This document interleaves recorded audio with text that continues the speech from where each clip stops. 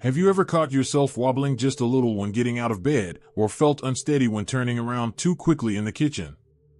Maybe you've brushed it off, telling yourself, "Oh, I'm just tired," or "that rug always catches my foot." But here's the truth: those little moments of imbalance are often the body's early warning signs. And for most people over 60, these aren't random. They're the result of everyday habits and mistakes that quietly chip away at stability until one day a simple misstep turns into a fall. I know that sounds serious, but here's the good news: most of these balance issues aren't a natural, unavoidable part of aging. In fact, research shows that up to 95% of the balance problems older adults face can be traced back to a handful of fixable mistakes. That means you have far more control over your stability than you might think. Imagine walking through your day, up the stairs, through the garden, around the grocery store, without that tiny thread of worry about tripping or feeling dizzy. That's possible, and it starts with recognizing what's holding your balance back.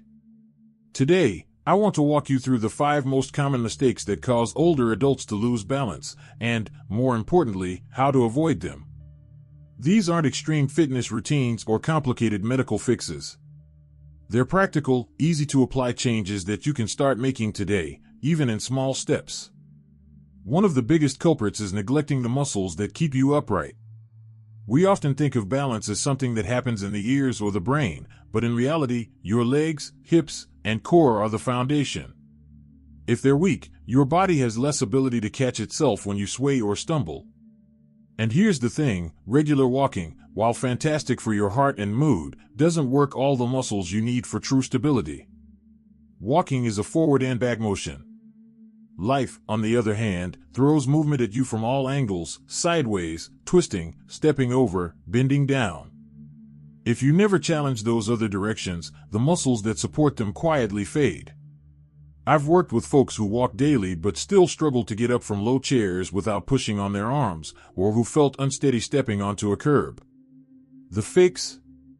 Incorporating strength moves that mimic real-life situations, rising from a chair without using your hands, stepping sideways, or shifting weight from one leg to the other. These don't have to be formal workouts. They can be little movement snacks you sprinkle throughout the day. Stand up and sit down from your chair a few times before lunch. Practice stepping side to side while waiting for the kettle to boil. These micro-movements keep your muscles awake and ready to support you when you need them most. Another mistake, and it's a sneaky one, is letting your posture slip. Over time, it's easy for the shoulders to round forward, the head to jet out, and the upper back to curve. You might not notice it happening because it's gradual, but poor posture shifts your center of gravity forward. That means your body has to work harder to keep you upright, and the more it struggles, the less stable you feel. Worse still, that forward tilt can make it harder for your eyes and inner ear to work together, which are both critical for balance. I remember a woman I worked with named Carol who came to me worried because she was starting to feel clumsy on her feet. We looked at her posture, and sure enough, years of leaning forward at the computer and reading in bed had changed her alignment. Just by doing a few minutes a day of gentle posture exercises, opening the chest, strengthening the upper back, she started walking taller and feeling steadier. It wasn't magic, it was simply returning her center of gravity to where it belonged. And then there's a third mistake that's often overlooked: not training the body to handle quick changes. We all think about balance as standing still without falling over, but real-life balance is about reacting to the unexpected. A grandchild runs past and bumps you. The dog pulls on the leash. You step onto uneven ground. If your reflexes are slow or your nervous system isn't used to making those little adjustments, even a minor jolt can send you off balance. This is where practice comes in, and yes, you can actually practice reacting. Simple drills like shifting your weight from one leg to the other while looking side to side, or walking and then stopping suddenly, can retrain your brain-body connection. It's a bit like tuning up a car. You're making sure all the systems respond quickly when called upon. Now that we've looked at the dangers of weak support muscles, poor posture, and slow reaction training, it's time to address another mistake that catches far too many people off guard. Watching and feel that these insights are meaningful. Please type number 2 in the comments to let me know you're still with me. And if you haven't subscribed yet, I warmly invite you to do so, and don't forget to turn on the bell, so you won't miss any of our upcoming videos designed to uplift, inform, and inspire. Your support truly means a lot. It's what keeps us going and allows us to continue sharing thoughtful, helpful content just for you. Now, let's continue this journey together. And that's ignoring the role of your feet and ankles. It might sound strange, but these are your body's first responders when it comes to balance. Every step you take, your feet and ankles are gathering information about the ground beneath you and adjusting your posture to keep you steady. If they're stiff, weak, or not used to moving in different ways, it's like having a car with worn-out shock absorbers. You'll feel every bump and stumble more. Over the years, I've seen so many people focus on leg strength from the knees up while completely overlooking what's happening below them. But think about it, if you've ever stepped on uneven ground, it's your ankle that twists to protect you. If that ankle can't move well, your whole body has to compensate, and that can throw you off balance fast. The solution doesn't have to be complicated.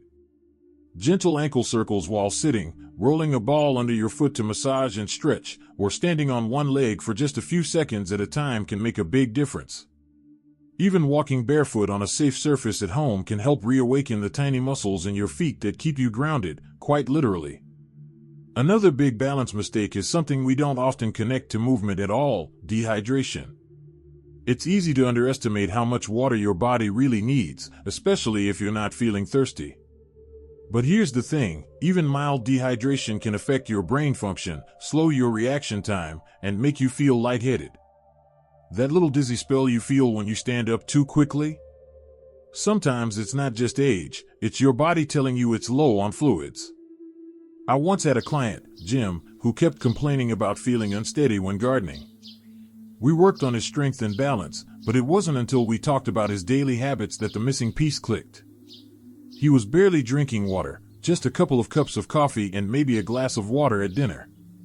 Within a week of upping his fluids throughout the day, those dizzy moments became rare, and his confidence went up. Sometimes the simplest fix is the one we overlook the most. And here's something else to keep in mind: dehydration isn't just about water. If you've been sweating from exercise, working outside, or even just spending time in a warm room, your body also loses electrolytes, minerals like sodium and potassium that help your muscles and nerves function properly. A pinch of salt on your lunch, a banana in the afternoon, or an electrolyte drink after activity can help keep everything in balance, so your balance stays steady too. Now, so far we've covered the importance of strong support muscles, good posture, quick reactions, healthy feet and ankles, and proper hydration. But there's one more mistake that often slips under the radar, and it's not about exercise or diet at all. It's about the way your senses work together to keep you upright. And that final piece is something we often take for granted until it starts to fade: the connection between your eyes, your inner ear, and your brain. Your vision and your vestibular system, that's the tiny structure deep inside your ear that helps with balance, work together like a built-in GPS, constantly telling your body where you are in space. But as we get older, those systems can become less sharp. If one starts lagging, the other has to work harder, and that can make you feel wobbly without even realizing why. Sometimes, the issue isn't a serious medical condition, but simply that you've stopped challenging these systems. If your body is only ever in familiar, flat, safe spaces, your brain doesn't get the practice it needs to adapt to changing environments. It's like never updating your phone. Eventually, it struggles to keep up with new demands. The fix? Gentle, controlled challenges. Walking on slightly uneven surfaces like grass, turning your head side to side while walking, or practicing standing up with your eyes closed for just a few seconds, with support nearby, can give your balance system a software update without putting you at risk. And let's not forget, regular eye checks are essential. If you can't see clearly, your brain's balance system is already working with incomplete information. Updating your glasses prescription or improving lighting at home can make the difference between feeling secure and feeling unsure on your feet.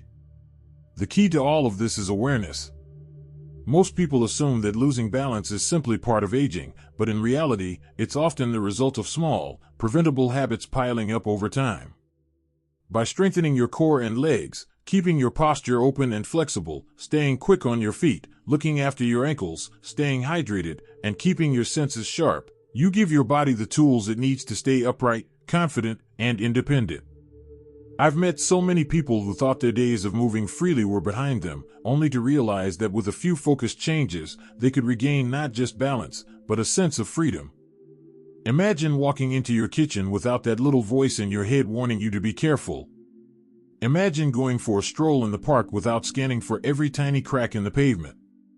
That's not just physical health, that's peace of mind.